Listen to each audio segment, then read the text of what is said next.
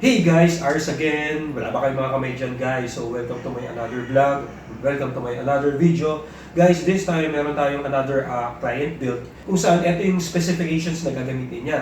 So sa processor, tray type siya, AMD Ryzen 5 2400G with Asus Prime A320M-K motherboard.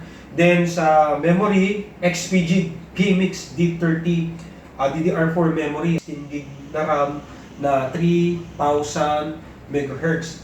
Then sa storage, sa SSD, gumamit ako ng Ramsta backup niya, 1TB na Western Digital na HDD.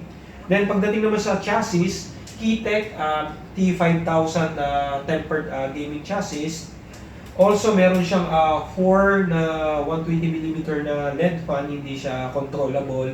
So wala siyang hub, direct lang siya. So, static lang yung ilaw, hindi siya nako-control. Then, sa power supply, Huntkey GS500, 500 watts na power supply. Sa monitor, 24 inches na IPS na AOC. So guys, ito yung mid-build natin. So check out nyo na lang yung mga specification, ilalatag ko siya din sa descriptions ng video na to. So guys, maraming salamat nga pala sa mga sumusuporta sa akin, sa mga nagpapabuild sa akin. Maraming salamat sa mga nanonood.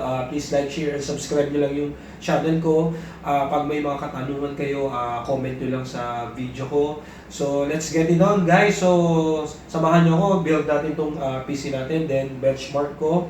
Also, pakita ko sa inyo once na na-build ko na yung computer natin. So again, maraming salamat. Ariesabangan na nagsasabing habang may buhay, may pag-asa. Bye guys!